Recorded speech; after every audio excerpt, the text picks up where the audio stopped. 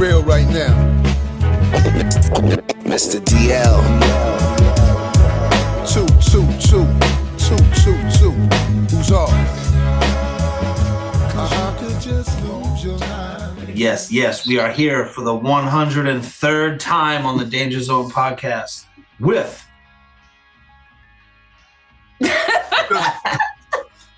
It's sad to see some things don't change. with Big Shug, Mr. DL, and Chef Tanya Nicole. so yeah, with today's picks for the NFL season, we will be deciding who we think is going to the Super Bowl. So we had 4 games last weekend. I think I was 4-0. I want to think I was 4-0.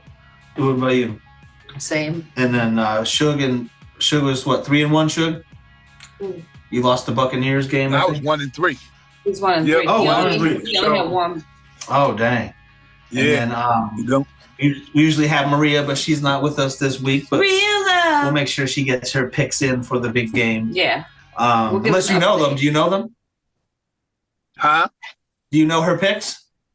No. No. We'll get We'll get 'em. We'll get at that because right now we're just gonna do this part. We're gonna do this part and then she'll be back on with us next week and we'll just, be making a Super Bowl pick. You know what I mean? Hell yeah. Excuse me, Big Shug, can you try to clean your camera? Maybe that's why it's so out No, of it's focus. just the light shine. It's not out of focus. It's just the light shine down from his. From the Yeah. overhead? So Yeah, it's like the car thing. See what I'm saying? How it is like this? It's the car situation. See, it's dark if I'm out of it. You see what I mean? yeah. No, I think it's fine. Our first game is the Lions and the Ravens, right? It's game number 1. Yeah. No. No, Ravens against the 49ers. Excuse me, Chiefs, Ravens. Oh, slow down. So listen. Lions, The Niners. AFC, right? First and foremost, the AFC Championship game will be Kansas City against the Ravens, right? Okay. So, who you got? I'm going Kansas City. What about you? I'm going Kansas City. Kansas City. And I'm going the Ravens, man. I feel like, man, listen, I tell you one side of the coin. So if Lamar Jackson, if Patrick Mahomes was to go to the Super Bowl with the Kansas City Chiefs and he wins, that would be like, man, 3 Super Bowls already. He'd be halfway to Brady a little bit, which is amazing. On top of that, he's already amazing. So I think the team should be good. I mean, it should be a good game, but I just feel like Lamar is determined. He's determined, man, to get that over the hump, and the Ravens is ready to come. So I'm going for the Ravens. I'm going with the Ravens. And our other game, the NFC, will be the Detroit Lions against the San Francisco 49ers. And who do you got? I'm rooting for the Lions. I'm doing a 180 from last season. I'm going Lions never lose. Lions. What about you? I'm going to act like I didn't hear that, and I'm going Niners all day, baby. Niners. All right. And I'm going to tell you, the Niners, man, they're multifaceted. I just feel that the 49ers, the Detroit Lions, have that fire. Yeah. If they're catching lightning in a ball right now, I'm gonna pick Detroit. I'm gonna pick Detroit, man. And so next week we'll find out who's gonna be in the Super Bowl. And what do you guys do on the Super Bowl? Do you guys just watch it, or do you go anywhere? What do you guys do? Sometimes we go to my mom's or my sister's house and watch the first half, and then go home and smoke weed for the second half. With me, I'm such a fan in the way of a fan of the game. So usually when it's the Patriots, I want to stay home and be more in tune. If it's any other team, so I might go somewhere after the first half, or I might go to a party, but I'm still into the game. Sometimes you go to parties, everybody's yelling and screaming and all that shit, and I can't really see it like I want to. So you know what I mean. But most likely I'm at the crib, man. I do the nachos and shit and the wings and all that, man, and sit back and just watch this thing, man. You know what I mean? So it's a family affair one way or the other, man. I'd rather do everything at home. It's just better to be in your own environment, smoke, do whatever you want. Pretty much, man. You know, pretty much. I mean, if there's a function or some type of show we got to do or shit like that, or rock, that's different. But I could be at the crib all the time, man, like really just doing things. So, yeah. Very comfortable. Exactly. Like I said, it just depends. I'm 50-50, but ain't nothing like a house party. So speaking of the Super Bowl, we all know that Usher is performing the halftime show. The Danger Zone, Usher. Usher. Well, they call him Usher. Lovers and Friends, Usher. They call him Usher, right? Yeah. That's some Atlanta shit. So yeah, you know. So it was announced. I'm sorry, are you from ATL? It was announced earlier this week that Post Malone and Dolly Parton are going to be doing a duet for the national anthem. So that's kind of interesting. Loving it. What do you think? Think he plays the guitar and she sings, or they both sing? I think Post Malone could definitely sing some country, so I'd be happy if he sang. Yeah. Obviously, as long as there's no disrespect to the national I don't think anthem. I've ever seen a national anthem duet. I'm gonna tell you what. I don't think I have, but Post Malone and her doing. I think they're both gonna sing. Post Malone's my dude. He was really a cool guy, man. Working with him on that Mark Wahlberg movie, but he always, when I look at him with those tattoos he has. You remember that game Operation? Yeah. Do you know about that game? Yeah, absolutely. Yeah. Don't touch the sides with the metal. Yeah. You get the end. So it looked like somebody was playing Operation on his face and fucked up. But I mean, for a guy who never went to prison, he has a whole bunch of prison tattoos on his face. Yeah, they're not even flaws. They're not even finesse tattoos. But he's dope as an artist and a person. I give it to him. Yeah, I like him. I mean, I don't know him personally like you do, but I mean, I've had dealings with it. Ain't like we hang out, but he was cool, like, and you can learn a lot about being around with people like in that situation. I mean, granted, it was raining, and granted, he did have one of his mans walking around with an umbrella, holding the umbrella over him. That probably was his job, and he did come on a private plane to the where we were shooting. So I mean, hey, it is what it is, right? But it should be interesting. Yeah, I actually like Post Malone. I think he's good. I like him too, man. I'm interested to see if I was the producer of the show and I could have one sing, it would be Dolly Parton. Of course. But to have Post Malone up there with the guitar or a keyboard or something. I love me some Dolly Parton too. She an OG. I'm interested to see a national anthem duet because it's not to a beat. So it's hard to hit the notes at the right time if it's not to a beat. You know what I'm saying? So for the same people to hit the same note at the same time, not to a beat, is going to be difficult. Yeah, and then usually when you sing the national anthem, there's a delay, like from when you're singing it to when people are actually hearing it. And they'll probably be pre-recorded regardless. Really? Nah, I feel like, man, like as singers, you'll be able to pull it out. They're gonna have that effect. That vocal effect is definitely gonna be on it. You'll see. I love me some Dolly, so I can't wait to see what she's wearing, how she sings it. I can't wait to see them too. I would like to see a duet. I would like to see a duet of Porky the Pig and Roseanne Barr, but that would be kind of fun. I don't think Amy Schumer is going to be at the game. Wow, the Danger Zone. Yo. The Danger. We spicy tonight, people. We spicy. It is what it is out here, man. It's raining, man, and we outside, we inside, we all over the place, man. You know what I'm saying? But like one humans. So it should be interesting too, because it looked like she's put together well at her advanced age, and whether it's been surgery or whatever, she really doesn't look wild. Like some of these people look like wild as hell. She don't really look wild like that. So we'll see what happens, man. But for next week, you know what I'm saying? I hope you Ravens can pull it out, and I hope Detroit y'all can pull it out. If not, no, let's go Niners. We have the game. So yeah. Football, down to the last couple of weeks of football. That's cool. Uh-oh. Yeah, I mean. So we got a bunch of bunch of news stories coming up this week, a bunch of hip hop related stuff. What you got for hip hop, Big Shug? What's the first story you got out there? Well, I just peeped something on the low, man, with on the high. So peeped something on the low. In the high. On the high, right? Lil Pump called out Joe Budden for harassing women, and he's ready to crash out on the rapper turned podcaster. So I guess Lil Pump. Pump. I just like play with that name. Pump. Up Frozen on the Danger Zone podcast. You're as cold as ice. So if you're listening, we're talking about Lil Pump.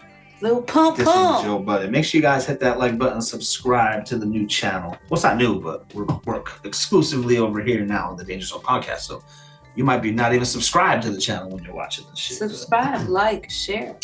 What do you got going on in the world? Well, they announced the Lovers and Friends for Vegas. Yeah. The lineup is ridiculous. Oh, yeah, I saw that. Yeah. Janet Jackson, Usher, Lil Wayne, Snoop Dogg, Alicia Keys, Nelly Furtado, Mary J. Blige, Nas, regular Nelly, Akon, Neo, T-Pain, Timbaland, Keisha Cole. Like, all my friends are like, let's go, T, let's go. We might have to do an Encore's Besties reunion in Vegas. See, now when they do a concert with that many acts, do the acts get paid nothing? Or were they heroin dealers putting on a concert? Like, how do you pay those many A-list acts? I know normally that's a 2-day concert and they made it into 1 day this year. But to me, there's not enough tickets available at the price at the price they're offered for that to make sense to pay all those artists.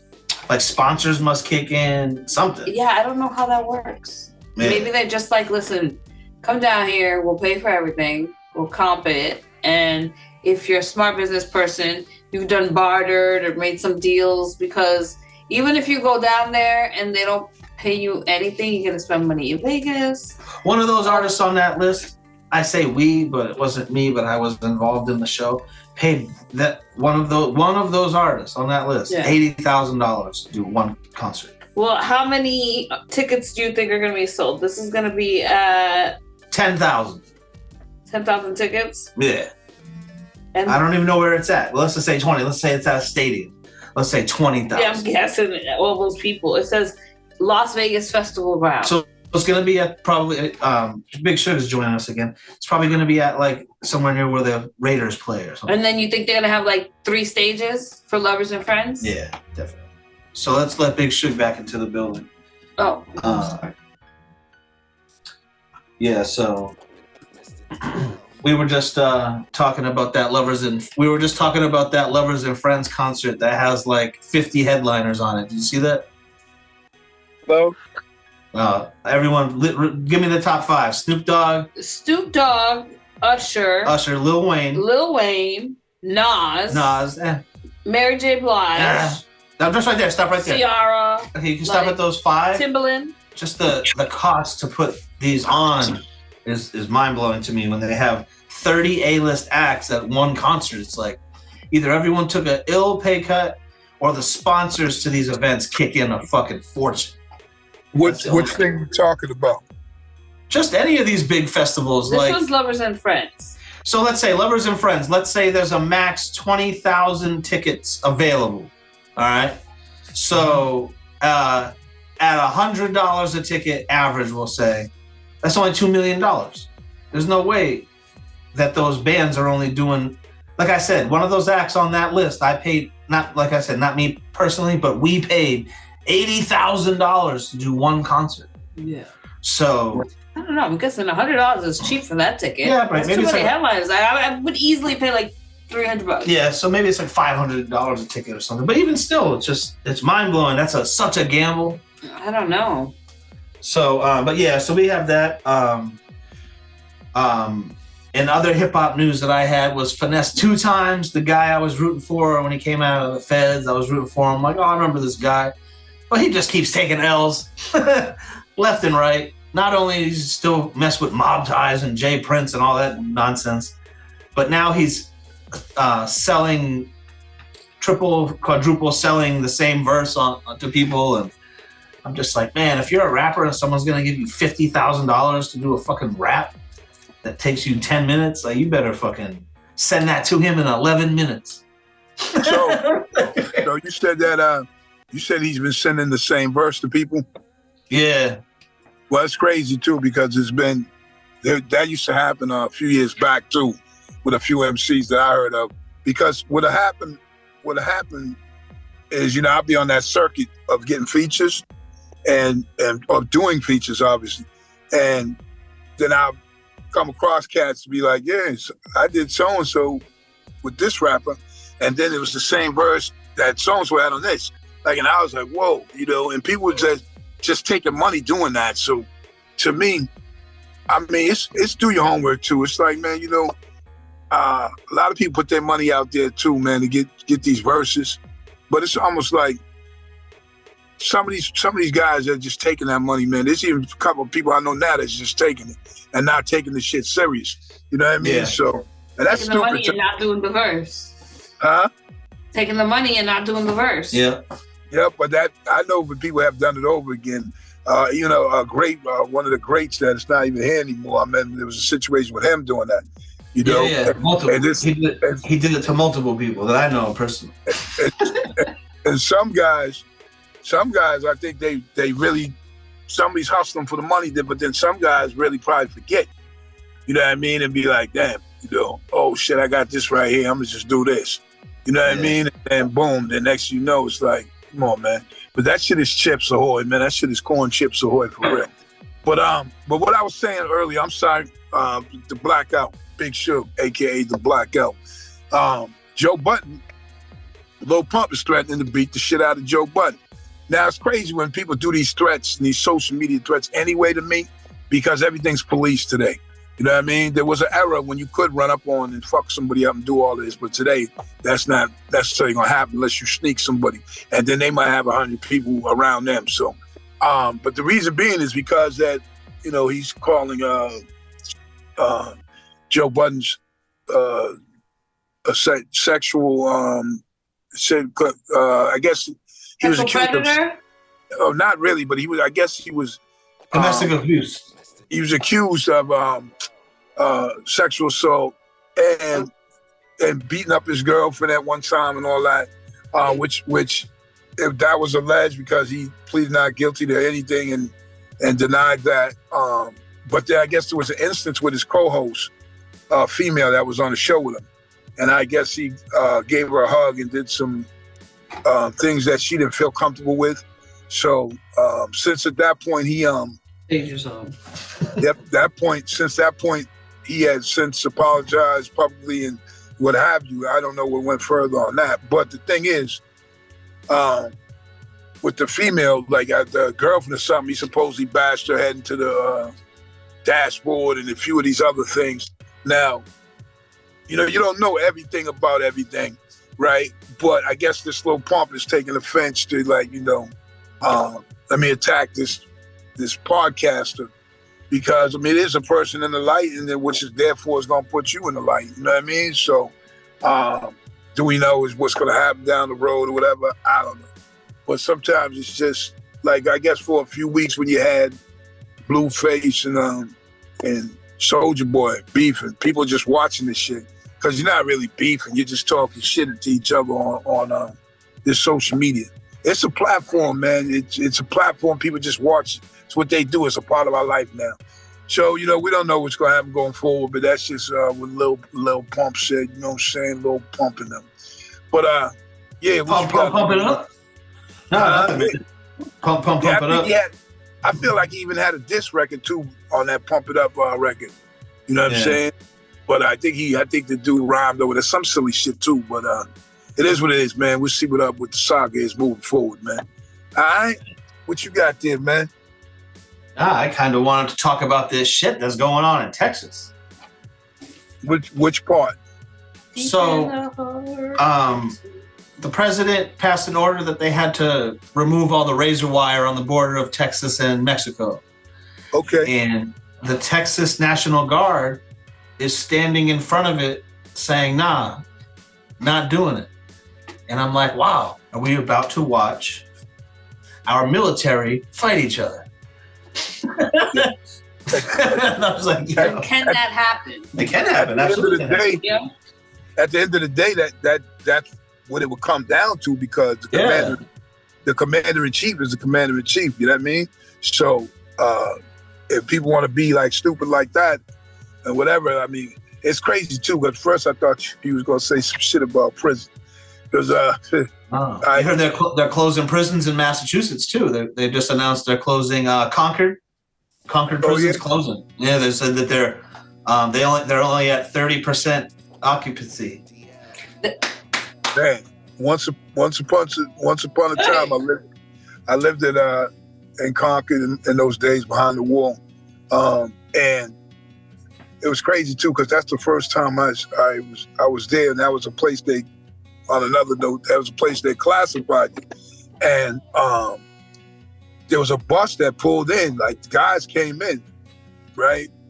However that situation was, and all these dudes. Did you ever see the movie Martin? I mean, excuse me. Yes. You ever see you ever see the movie Life? Shawshank Redemption?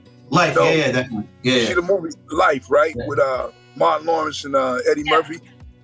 So Tell remember him to get his own cornbread. yeah. See you when we mourn. So listen. So you remember how they looked when they were old men? Yeah. Yo, there was a group of dudes that looked like that, man, right?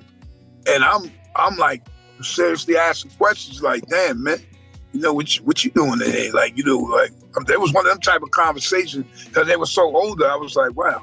But some of the motherfuckers had been there like almost 40 years. You know what I mean? Because or some of you, they had those laws, and when they got sentenced, it was still kind of like the laws was fucked up. You know what I mean? So whatever it was, man, it could have been murder, whatever, I'm not sure.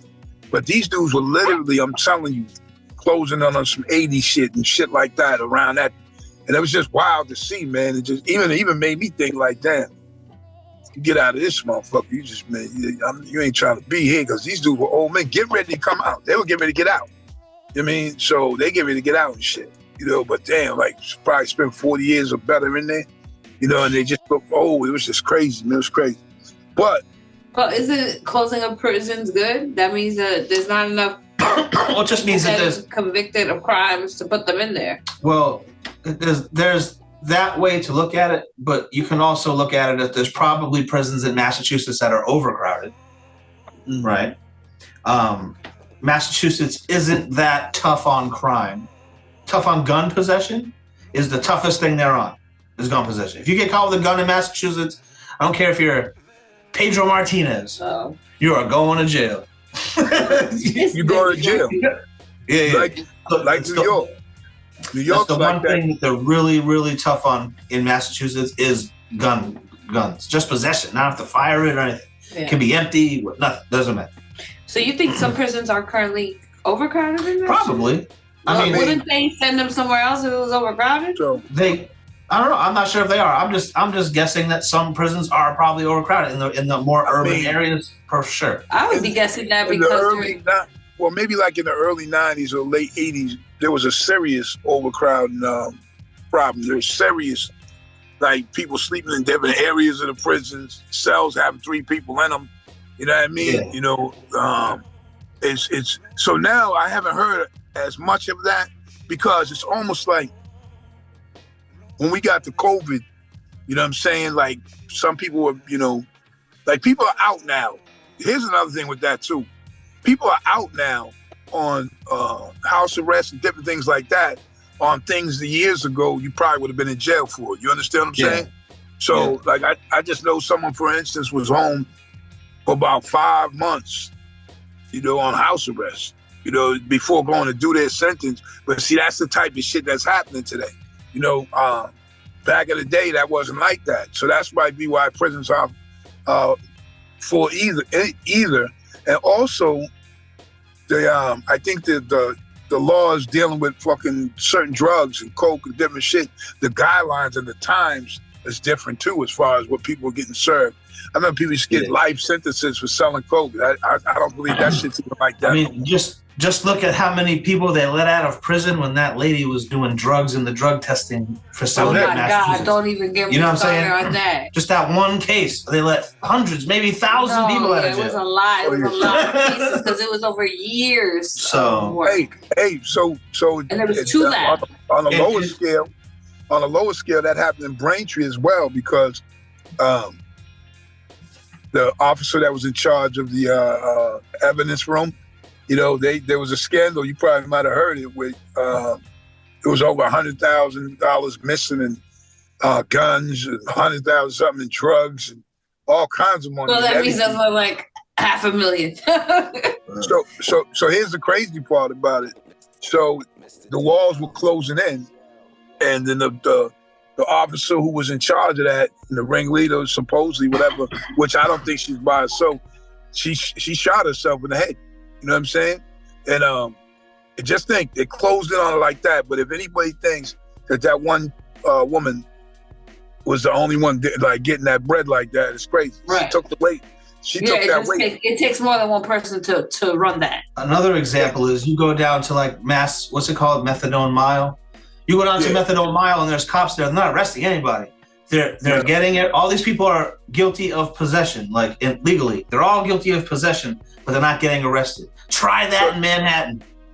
So that's what try to have a bag of crack or heroin on you in Manhattan and see if they let you go. Y'all get out of here, buddy. See if that happens. No, it's not gonna happen. Well, I don't know about that because I just saw a video where a guy was at the train station and he was complaining about how if he lights his joint, the cops are gonna come over there and give him a ticket and harass him. But meanwhile, there was literally a crackhead. Well, see, the thing about it is they're not gonna fuck with the crackhead because heroin head, the police know that war is not going to be won on hardcore drugs. They're never gonna win that war. Yeah. But you can't fuck with that little 18-year-old kid over there smoking a joint. So but you can't be shooting up heroin in the middle of the subway station. You can't. But they know it's.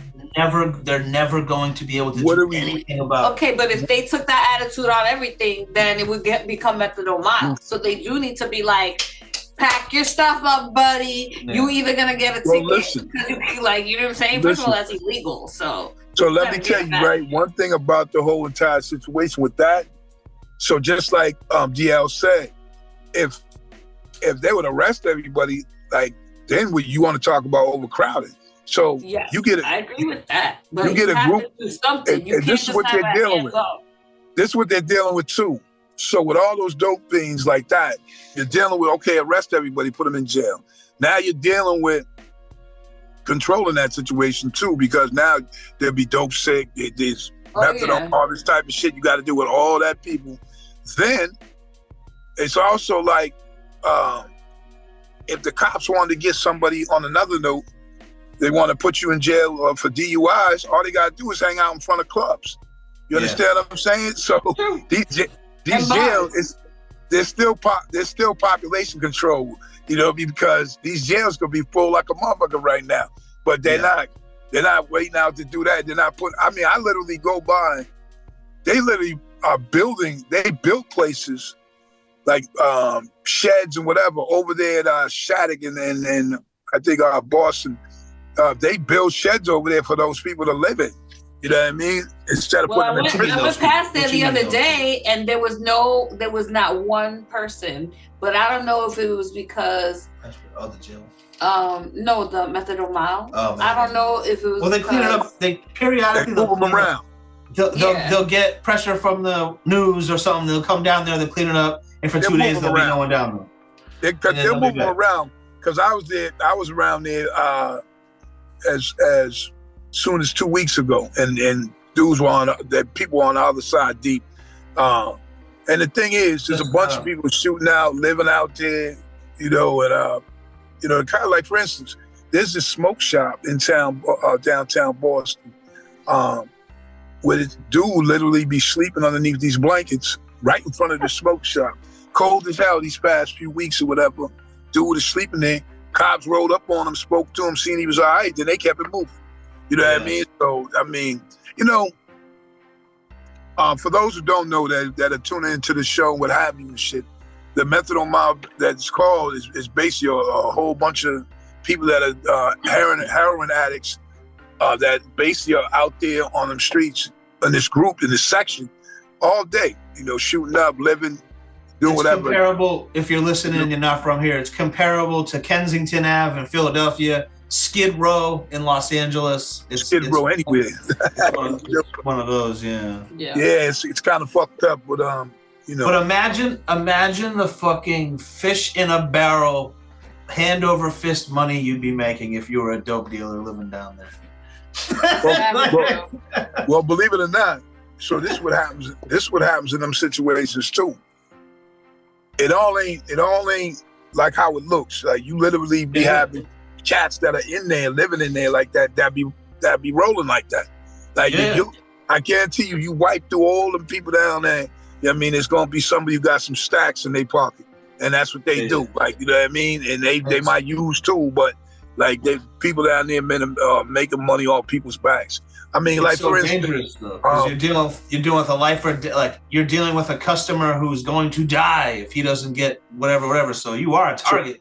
As soon as they know who you are, you're a target. Yeah. I mean, like for instance, like this homeless shelter, man. This is like how they prey on each other. Forget us. The homeless shelter, Pine Street Inn. Matter of fact, I used to bring clothes and sit them outside of there, and sneakers and shit like shoes, and just I'd be still parked there. And I watch cats come up and get them and all that, and that was cool because I didn't want to put them in those clothing boxes because I like to see that somebody's. I always been that way. Like to see somebody's wearing this shit. You know what I mean? Or using it. So one time I put out these sneakers, man, and it was in pretty good condition. And dude scooped them up. And I seen this other dude. I'm sitting out there eating a little something too. And dude scoops it up, scoops the shoe. I know when they seen it, like, damn, they're Jordans and all that, looking like not really too bad, but I got my way out of them.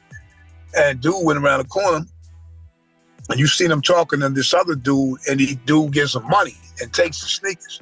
So I roll up on dude, and I was like, yo, you bought them shits? Right? And he said, yeah. I said, he sold them to you, huh? Right? He said, yeah. He said, I needed some shit. So he got like 3 pairs. The dude, I think, sold them to him for $100 or whatever, because this is the Pine Street Inn. People just think it's bums or whoever living there, but it's also it's people that go to work every day and people trying to get back on their feet and all that. So them having money in bank accounts and shit like that, like that's not unheard of. So he bought them. But then I was fucked up because I was like, I almost wanted to go, give me that fucking money. But then I was like, cool, I gave the dude my phone number. And he had a little cell phone. I said, listen, when I come down here, I got some more joints and some clothes too. He's a big dude like me. I said, I'm going to call you up. We'll meet right here and I'll hook you up. So that's what happened. But I was just like, wow. That's very nice. So selling the dude the sneakers that I'm just like giving to him. And they both live in Pine Street. So you know what I mean? It's what it is. But speaking of hip hop. Yep. I don't think we were, but yeah, let's do it. Flute Master Plus, the Andre 3000 explains the love of the flute and delivers Panther-inspired performance on Colbert. He's on the Stephen Colbert show, I believe. Yeah. And he explained his love of flute during an appearance on The Late Show with Stephen Colbert. Giving a rare interview with the talk show host, the Outkast legend detailed why he made the instrument the focus of his debut solo album, The New Blue Sun. While holding one of his many flutes, Three Stacks said, I discovered a flute and I started playing it over and over again for years. And I felt like it would be great to share it. So it kind of came in a natural way. It's the closest thing to singing, like vibrato. It's basically a human kind of thing. You're actually hearing a human's win. Now, at this point, we all pretty much know that he put out this album, and actually he sold quite a bit of the project, right? and people legitimately, they're fucking with that music, that joint. My thing is though, when I think about that, I didn't delve into it any further. But what I think about it was a popular album for 1 week. Mm-hmm. I don't hate on it. I like Andre 3000, but when was the last time you heard anyone talk about that album? It was the week it came out. That was the last time you heard anyone mention it. Yeah. And that's it. But you know what though? The interest was peaked and people consumed that was going to consume. But then look, he's performing this shit on the Colbert Show. Now here's the thing. It ain't like it was mad hip hop fans that bought that album. I mean, there was ones who wanted to pique their interest, but it was that other probably people that are into that community, yeah. Right. That said, let me buy this flute shit, and plus you could play in different places. You could play it was 100% Outkast fans wanting anything from them. Oh yeah, well that's number one. Can anything? You hum anything? I'll buy that. But you know what though? If you think about it too though, right? So there does come a point when people are like, come on, Dre, you gonna give us something? You gonna give us something? Like they're holding on to what they've heard. Just like even when people make comparisons, like they said Black Thought or Andre 3000, well, who's better MC, whatever. Yeah. When people do things like that, so they're basing it on what he did, not like what's going on, like what you're hearing now, whatever. Even 10 years or whatever. The reason why I say that is because he might think, I'm not sure, but he might think that damn, he's at legendary status. He is, like, for his music and his lyrics. And it's like, he might feel like, damn, I can't do nothing with that. If I come out and it's a certain way, then I might taint it. I might be better, or I might not be as good. I don't know. Yeah. Like where you stand right now, you're forever great. You know what I mean? Yeah. So I feel about LL Cool J. That's the same way I feel about LL Cool J. I'm like, nah, man, just keep it how it was, man. Been gone too long, bro. I mean, too long. I did actually hear. I think I might have told you. I did, and I told L too. That freestyle like that he did, obviously it's written, but still that he did on Sway Show. That shit was like super dope. Like if you had music to it, like that joint, that the whole entire verse was crazy. But the thing is like I still feel the same way. I still feel we can love this music and have desire for these things that we do, music and what have you. But if someone comes tomorrow and they give Suge, Tanya, and DL $20 million a piece, so it changes a few things, because if we're good, we're good. Like, and we still can have our creativity and things that we want to do, but then you're going to do some other things.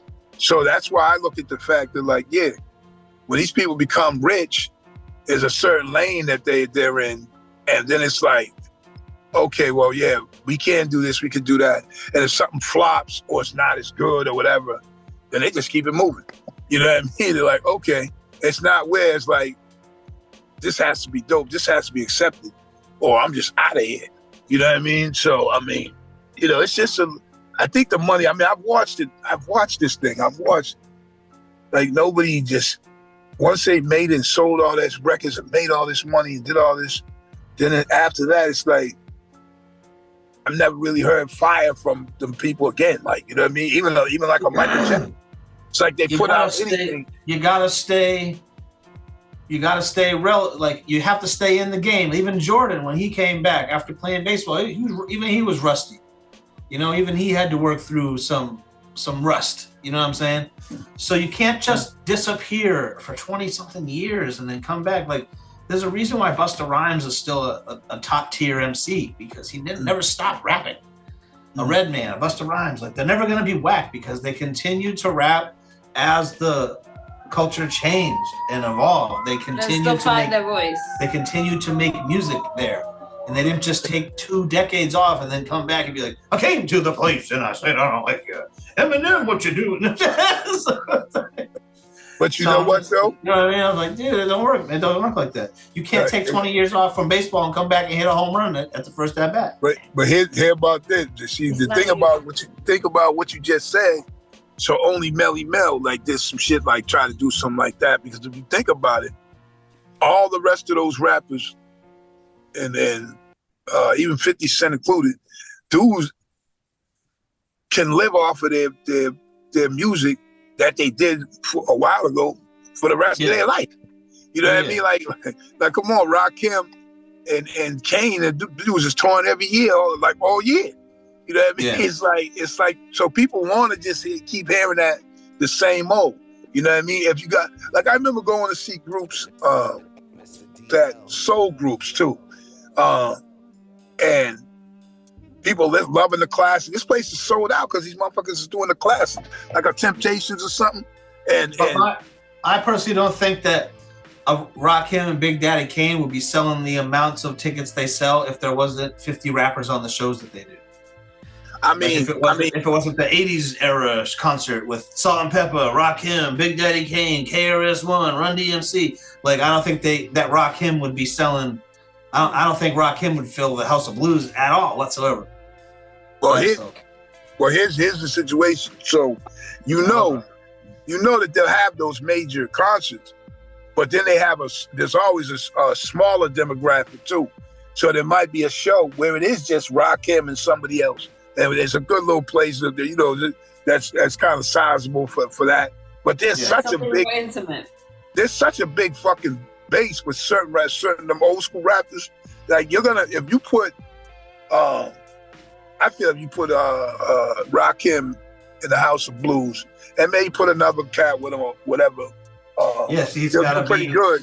As opposed to another person with him. Like, I feel it could be I, at the House of Blues picking that.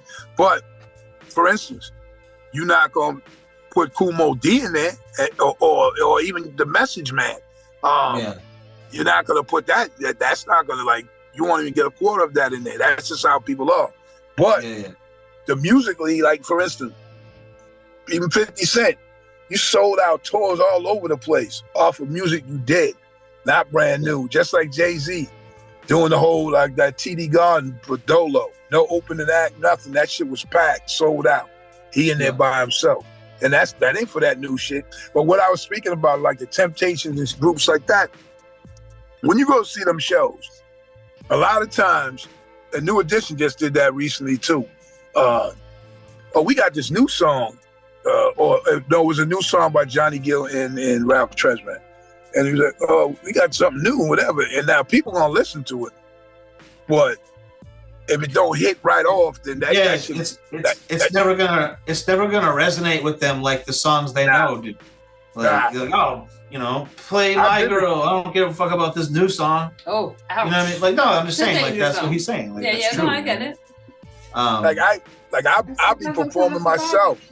I perform myself, and yes, okay, so I'm still making new music, but people will sit there and want to hear like certain old songs, like some that I don't even really know them like that. I just know they were on like a second album or something like that, or they'll be yelling out in the crowd or something. Oh, do so and so, and they're always gonna be locked in. Like how many years ago did we do Militia? But I'm still the Militia man. You know what I mean? So certain shit people lock in on, man. I think because of my situation, because of my situation and the way that I still, move through it. So that's why I make new shit. You know what I mean? But obviously, stepping outside of it and looking at it, like I don't listen to the music and be like, oh shit, my shit is off. You know what I mean? Like I shouldn't be doing this no more. Now, and I'm also a type of dude that doesn't think that just because it's boom bap, it's real hip hop. Like there could be other music that's real hip hop to me too. So I guess I still evolve with, I still move with it. So That's a little bit different in this advanced age, but rock on, motherfucker, rock on. You know what I'm saying? It's crazy because when I was a kid growing up, let's just say in the 90s, right? 30 years before that was like the Motown era, you know what I mean? And now we're 30 years past the 90s. So it was the same distance of time between like Motown and Cardi B. You know what I mean? The same distance apart from each other. You know, the funny thing is too, because I guess certain ways how you look and how you carry yourself. So some people, like with myself, some people say like, damn, you know, dude's been around for a minute, whatever. But then people are from another side, they'll be like, damn, you don't even look like that, or you don't look that, or you don't look, you see what I'm saying? So that's the difference between, like, for instance, I just saw Kumo D performing with a couple of cats, and that boy's about as big as me, you, and Chef Tanya go. Like, so I'm just saying, it's the difference of like, huh? This is in no way a diss, because age is a motherfucker, but Kid and Play look terrible. Oh yeah. Oh, I feel. For them, like if they got a national commercial, but Kid specifically. Yeah, I feel Kid looks a bit old. Like he looks like a crayon or something. Oh boy! You left on the heater or something. Oh boy! Oh boy! The danger zone. I mean, he looks like Kid. He looks like Play's father. But I'm saying, he looks like Play-Doh. Oh no! Because more like Silly Putty. His father. Because Play, to me, Play don't look that bad. He look like whatever, you know, getting older. But dude look mad. Dude look mad old though. Like to me, I don't know what happened. I was like, whoa. But I mean, you know what? The blessing is in the blessing. So what I mean is the life itself. So the fact that you can still get up there and like, I mean, because you know, our boy Ice-T's getting up there too. He looked like a different dude. Completely. Yeah. But I mean, he went from being what he was to, you know, being on that TV show. Like as he got older. Selling Cheerios and shit, you know what I mean? So hey, you know, he found that niche, you know. He's probably 67, 65, Ice-T. Ice-T. Yeah, for sure. You know what I mean? So, but some people like, it's not like you're just gonna go get plastic surgery and all that shit. So some people, some people are just gonna look like the age. That's how their skin was. That's how they look. You know, you gotta actually, they start doing some face yoga, get that natural lift, start doing things to help themselves. Ice-T wouldn't need plastic surgery because it was never. I'm so handsome. I'm Ice-T. Look how handsome I am. It was never that with him. So the grimier he started. But he might not have thought that, but girls did. You know what I mean? Yeah. But and then they be the first ones. They be the first ones now talking about. I think you are wrong because I think he was not an ugly man. No, I'm not saying he was ugly. I'm just saying his persona wasn't LL Cool J's persona. Nah, there's nothing. Look how sexy I am. There's nothing finer than a hot gangster, a real gangster. So I fuck all that fake shit. Listen, what I'm saying though, what you just said. That bad boy. So he kind of had a persona of being cocky and I'm a pimp, I'm fly and all that. He had that persona, and girls liked him with the long hair and all that shit. But now you look at dude like life is, and they're saying one like, damn, Ice-T looks old. But guess what? He's living his life doing his thing, and he ain't falling into like, look, have you seen how tight motherfucking what's his name, Kenny Rogers, man, before he died, like his face was tight as hell. You know what I mean? Yeah. Like I'm like, look like somebody's holding his skin from the back. Rest in peace, man. You know, because I did like Kenny Rogers, but man, his face was tight as shit, boy. Well, historically, white people don't age also great. So you're throwing the danger zone. Kevin Hart's gonna look way better than Larry the Cable Guy when they're 80. You know? Boy. Well, it's almost like one dude. The thing about it that's crazy. So when you do look youthful for a long time, because Dick Clark did, right? And when they do get to that point, some people and they gotta try to keep that like that. You know what I mean? Then they start, you can see them do stuff to their self and skin and surgeries. Then that's what gets crazy. Because Burt Reynolds was the same. Once they start getting old and they still want to be that dude, but we can't be that dude.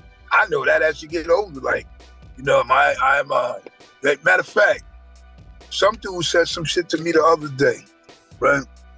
And I pulled in front of his car or whatever. He said, he jumped out the car and said, "What you say?" And I looked at myself, I said, "Yo," I said, "what I said was I didn't see you. Well, what are you talking about? What's going on, man?" I said, I'm OG, dude. You know what I'm saying? I don't know, what are you trying to do? What's going on? He said, I'm old too, or whatever. I'm 48. Some shit he said. I said, listen, I tell you what. I said, I don't move like that, man. I don't know who you are. You know me, man? And he's like, nah. And I said, well, yeah, I do my thing. And I live life and whatever. And we talked about the music real quick and everything changed. But to me, it was funny. I do really hop down and said, like, so what he thought we was going to be rolling around or some shit? Like, you know what I mean? Like, and you start thinking like, damn, man, you get older in life to hear dumb shit like that. That shit was type crazy to me, man. I was like, wow, you know. Well, maybe in your 20s, you'd be rumbling. I still think I'm on the rumble side of that. In that situation that you just described to me, I would 100% be fighting. You would what? But I would 100% be fighting. In the situation that you just described to me now, but I will say I'm closer to the not fighting. I'm closer to not fighting like than I am to full on. So you gotta look at. But the situation that you just described to me. Well, okay, so this happened in Miami to me and Tanya. And well, hold on 1 second. So you gotta look at what the instance was. So it wasn't like. No, hold on. I heard what you said. You were 100% right. That's my whole point. Is I'm still, unfortunately, a little bit of I'll probably be fighting. I still have a little bit of that in me, and I wish it to go away because I only have like eight left. But this is the thing. This is the thing I think we're missing. I think we're missing this in the conversation. This is what we're missing in the conversation. So when the person say what they say, right, the response is, like, first of all, you know nobody's just gonna do something to you like that, unless they're gonna just shoot you and kill you. But if God forbid, but as far as you know, like, you ain't gonna say what, and I'm gonna be like, oh, nothing. You know, that's never gonna. So my thing was just at that moment, it was like, yo, what? Imagine even saying to somebody and said, well, it looked like you was talking shit or whatever. I said, listen, if I wanted to be heard, like, say whatever, I'm gonna say it, but what are we dealing with? What's going on? And that's why it was funny how it turned like that. And, you know, on some peace shit, because nobody never wanted to be rah-rah, even from that side. Just maybe they felt he had to say so. I don't know. It's more funny than fights like that. I'd rather be in a situation, not rather be, but I will always try to make the situation where I'm just gonna make you feel stupid. The most recent, the time that made me self-reflect was when we were in Miami, and you didn't even see it happen. These three dudes were talking shit as we were walking by, and we were walking by like we were on Ocean Drive, and we were walking on the street. It was late at night, and we were walking to the beach. So we were walking into the darkness. You know what I'm saying? And these guys saying something, and I was like, I said something to them, and I was wanting to go back so bad, dude. And I had no gun, no knife, no key, because all we had was the credit card the room swiper, and nothing on me, nothing. And I wanted to fight these three guys so bad. And that was like one of the first times where I had to like calm myself down. I'm like, wow, those guys, because it was Florida. You know how it goes in Florida. So wow, those guys would have blew my head off. I mean, you know, if you think about it too, one of the worst case scenarios would be three guys. You trying to fight them in that situation, and then they beat the shit out of you. I'm just saying, you or anybody, just say they beat the shit out of you, and then one of them decides to have sex with you after they beat the shit out of you. It is Miami. That's the worst case, son. Yeah, that's fucked up. Yeah. So that, Danger yeah. zone. So that was one of the I'm fucking- times where I've always had a bad temper, and I was like, oh, so fucking boiling. I was boiling. I used to have a really bad temper. And she's just like, she's not paying attention at all. She has no idea. And I'm That like, was you. That was your situation. I was on a different kind of vacation. But I think I've been in, when I was a young adult and a kid, I got into plenty of fights, whether it's because of my older sister or because I was a tomboy, what have you. I'm not afraid to fight, but I'd much rather you make you feel stupid and not even have to get to the physical part. And I think also I'm little, so people underestimate me and just assume like I don't know how to fight, or it's gonna go their way. But when you're little and everyone's bigger than you, yeah. you figure it out. You figure it out real quick. It's two ways. It's two ways to that too, because sometimes they want to test you just because you're big too. So here's the thing: when I'm really for that golden year shit. Golden years. I'm really for chilling, and not having to be in no type of drama or whatever. You know what I mean? Because that let's live life out. Like that's really how I be. Like for a long time, man. Shit, maybe 30 years or better, because it just been, you know what I mean? It been that way. It been gravitating, moving towards that way. So, like I'm never dude that watches everybody getting their ass whipped online. You know what I mean? Because it's like, yo, I watch enough people get their ass whipped offline. So I mean, it's not to my enjoyment. I see some hilarious shit on there, but hilarious and calamity shit is different from just somebody being like stupid and bullying and some other shit. So, but I mean, I'm trying to live, man. We all trying to, you know what I mean? Just keeping it moving and save the fighting for those in the ring. I'm gonna stay out here and do my thing, man. It's what it is. But I agree. guys, you got something that you and me was popping? No, I just wanted to say, how many times does someone score 70 points in a basketball game picture? How many times did that happen? 10? So, there's a few, not that many. I feel it might have, Joel Embiid just did it. Yeah. But guess what? On the same night, but they won. And the team they played is Trashaholics. The San Antonio Spurs. Well, that going around. Oh, okay. They didn't have their boy. New Jersey Trashaholics. They got that rookie Wembanyama, I think it is. Wow. Wembanyama. Say that 10 times fast. Victor Wembanyama or something like that. But he's a rookie, 7'4", he's nasty, but Is that the guy who looks all weird when he runs? yeah, and then Like Embiid. an alien? Aw, he's 7'4". He looks like an alien. We're just not used to seeing that a body that long and big. Well, let me running. just try to see. I like Looks like to a see video how game. cats look when they run when they 7'4". Yeah. Mark Eaton, rest in peace. Used to play for Utah back in the day, the Jazz, and we used to run and look like boom, boom, boom. That's how he looked. So it's like it was crazy. He could probably stop dribbling at the 3-point line, take 2 steps, and dunk. Probably. That's how big this guy Oh, is. and dunk. I got you. Like Let me tell you. huge steps. Boom, yeah. boom. Please, Let me my tell you. body, he can step over me. Let me tell you another thing, right? So, he scored. I believe the same night, Carl Anthony Towns scored like 60 something or 60, and they lost. So I mean, when you score that many points and you lose, it's dumb shit to me. Like, you know what I mean? So win with that.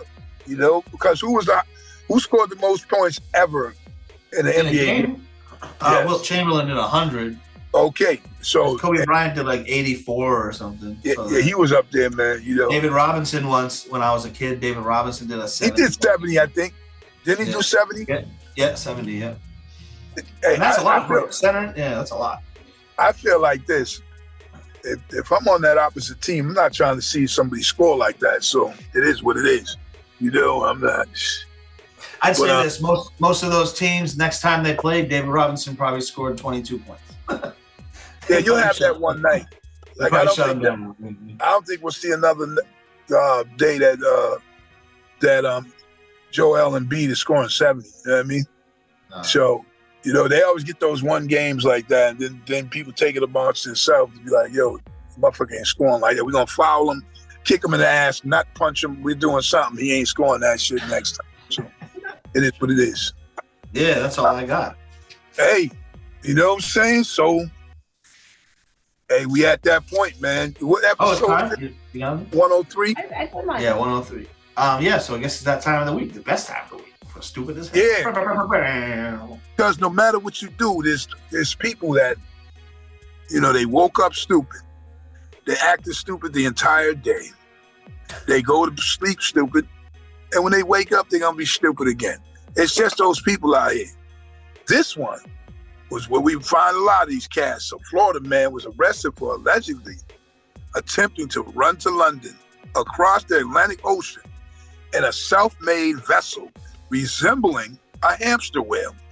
On August 26, Reza Baluchi was apprehended by the U.S. Coast Guard approximately 70 miles or 110 km off Tybee Island, Georgia. 70 miles. 70 miles. He basically walked 70 miles. You know, and You know what I mean? You gotta walk. his on that. makeshift vessel shaped like a whale with propelling paddles was deemed manifestly unsafe by Coast Guard officers due to its condition, being kept afloat with wiring and buoys, and stated in the criminal complaint. I say Baluchi's voyage coincided with the preparations for a major hurricane arrival. We like 2 minutes. Be real bright on top of that. Right, and during the standoff, he had a standoff. During the standoff, he threatened to harm and falsely claimed to have a bomb on board, as per documents. He ultimately surrendered, left his vessel after being taken to a Coast Guard base in Miami. It was later determined that the bomb was fake as fuck, and Baluchi now faces federal charges for obstructing the boarding and violating a captain of the port order. It remains unclear whether he has secured legal representation for his criminal case. Stupid as hell, though. I mean, Once you get out of those America's waters, it's dangerous out there. I mean, but hold up. Dangerous. out there. This man Reza Baluchi was apprehended. Like, just the fact that he was on something that he made that actually was working for a little while. Yeah, 70 miles. 70 That's miles. crazy. 70 miles. That was on a like a hamster whale. Yeah, this is some motherfucking stupid son of Dude, bitches out here. that's here to Providence, Rhode Island. He spun a wheel, but it's dangerous. You think that the neighborhoods in the world on land are dangerous, bro? Imagine what's going on out there where there's nobody to see anything. And during a hurricane. You got a boat. You should just have. If you have a boat, That man you has, better hire people to stand on your boat with rifles, because he has cojones. this is dangerous out there. That's The shit crazy. The shit is crazy. So this week, Reza Baluchi is stupid as hell. And the moral of the story is, I guess, that leaving hamster whales for hamsters. But hey, the way my man DL goes up down them stairs, I think he can get pretty far on a hamster wheel on Do 140 driving. miles. I wouldn't do it because just the time will take. But I 100% could walk to California. I definitely could walk. That's a good pass. I definitely I think could. you could, Like, people say that, oh my God, you see that guy did that? I'm like, yeah, if I didn't have a life, I could definitely do that because I could walk Right. for hours. If I could walk hey, for hours. If I didn't have a life and I Facts, I had could a walk hamster, for hours. and I had a big ass hamster wheel, I might be able to walk to Cali and shit. Sure, I could have. Hey, like when we go on I don't when we want go somewhere, when we go on vacation, like say we go to San Francisco, tell me I don't walk through that entire city in one day. Yeah. The whole Yo, city. You been to San Francisco? Yeah. Yeah, a bunch of times. So listen, you be We seeing like that. to go to the bathroom on the street, so that we like to visit Nah. places So like that. Pete, when you go to San Francisco, so you've been to Chinatown then, right? Yeah, I've been to Yeah. Chinatown. Yeah, it's crazy, them little hills over there, man. Them hills is pretty steep, like Seattle, Yeah. you know? I'm like, That's why I That go is a from- great place if you like to work out and you can get your workout in that day. You just Yeah. walk all the way around Girls from San Francisco got big fat butts because of the hills. and a very nice Yo. cab. Yeah, legs, I worked- legs and asses. I walked- like, they're known for it. Yeah, and I walked and up the hill. I walked up one of them hills, went to Chinatown. The danger zone. I walked up the hill, went to Chinatown, and had me some Chinese food and a nice view and whatever. But guess what? When I ate that food and got out, I jumped on one of them trolleys going back though. I was like, I'm good. You know what I'm saying? And I was young. It's like I cannot walk after I just ate all that. yeah, like I bet you on a if I went to Chicago tomorrow, I bet I could put in 6 miles walking around easy. Yeah, I think that when I'm interested in something like that, where you're like sightseeing and you're eating and you're doing like, I could definitely walk especially as being a photographer, it's just so much easier to be like, all right, I'm just gonna walk around for 10 hours than drive, stop, get out, pack your bag, drive, stop, get out, get your shit, drive, stop, get out, get your shit. Like I'm just like, yeah, fuck it, park the car here, I'll be back later. You know what I mean? That's kind They of work. But I don't know about you know walking what? to California. That's a little too much. I'm gonna tell you. It would take months. Yeah, I know. I'm gonna tell you what, though. Hey, listen. I had a good time, good conversation this evening. Hey, I'm not gonna probably walk Cali, but you know, I'm gonna do a little bit of walking. You know, so I'm not. He's like, I'll walk at the airport. Yeah. Oh, what's that big ass airport? That O'Hare, in right? Chicago? In Chicago, yeah, O'Hare, yeah. Yo, I think I might have told you. Like, I fucking got off a plane. I got to the airport, and I was like, I got off another plane, changed flights, and then I got a whole hour and some change to get to the gate. So I started, lollygagging and walking. I'm like, shit, that shit's cool. Hour, that's nothing. Man, I started walking. Then I realized, like, oh shit, I'm not even gonna make it. You know what I mean? It was that damn far. Yeah. And I was upset with the promoter because I was like, yo, I mean, ain't like nobody said nothing to me like, yo, you gotta hurry up and get over here or whatever. Because I was by myself, meeting dudes over there, meeting J. Rue and them guys over there. And I was like, yo, I still had mad time to go. So needless to say, fortunately the show wasn't that night. That they actually ended up paying me more too, and it was very apologetic. And, man, but it was just crazy. I didn't realize how big that shit was. The big airport is huge. Yeah, it was once the biggest and busiest airport in the world. Now it is whatever it is in Atlanta, Georgia, whatever that airport is. Words. It's the hub. But the craziest airport to fly out of, I feel like, is LAX, because at night flying out of LAX, you look like you're on another planet, dude. I don't know if you ever flown out of how they have all that weird shit there on the ground. It looks like you look like a spaceship. It was kind of crazy. All those purple dome things, you know what I'm talking about? Just wild, dude. Yeah, man. I know what you're saying, man. Yo, but you know what? Another episode comes to an end. You know what I mean? I'm on site. 103. I'm on site somewhere. I don't even know where I'm at, but I'm here. And yo, it's good to be here. It's good to be here with Mr. DL and Chef Tom Nicole, man, on the Danger Zone. Still in 2024. Is this this is 103, right? 103 in Park. Yo, people. Also, I want to let y'all people know it's 2024, and everything's coming closer now. Got this new album coming out, and then another project after that, and so a couple of things. So, man, we're gonna get it popping this year, man. We're gonna get it popping, man. Shout out to DJ Prepared too. And shout out to the fans that have been shouting at me on the low and eagerly anticipating this release. I appreciate you. And also my man, what's his name? Yefta. He got that single coming out. His project drops on the 28th of January. With a Real Spit featuring a song called Real Spit that features myself. So look out for Yefta. We actually filmed part of that video at DL spot there. We actually. That was the first video in years that I've been on that I didn't shoot, and it was just cool to hang out on a set of a music video for one time. It was cool. That night was actually cool. Vibed out. Just the vibe, even beside the video, was one thing.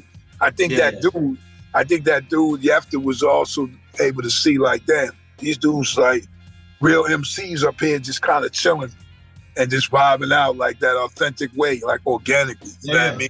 So that's what made it dope, man. So y'all be on that alert, cool, man. dude. Yo, also shout out to my man Rob E. Steele. You know, he's DJ, got some Boston mixtapes and some Lawtown mixtape artists too. He's gonna have artists, man, old school or a little older, whatever, but he's gonna have like a couple tapes coming out soon. So stay tuned for that, you know. And a lot of shit going on, man. Anyway, like I always say about now, excuses have no purpose, so don't make them.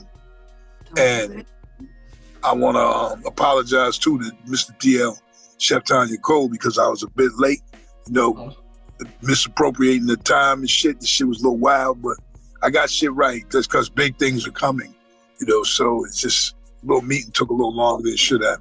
You gotta take care of the business before the business. Yeah. Okay, man, but you know, like this is what we do too, man. It's a passion. I appreciate your apology. It's a passion. It's in our conversations, and you know, it's just something that we got. This is legendary. All the episodes we've done, this shit is legendary. It's even gonna get bigger down the line with it. You know, just from things that are happening around it. You know what I'm saying? But also, excuse me, as we grow, I know I ain't even smoking. It's wild. As we grow, we glow. We're gonna continue to do so. All right. I appreciate y'all. Peace. On my dark days, you know what it is. On my dark days, I chop crack on a regular. Ran up in spots and clapped on a regular. Took big fat ass stacks from the register. No matter how hard they tried, they still couldn't measure the hard I had.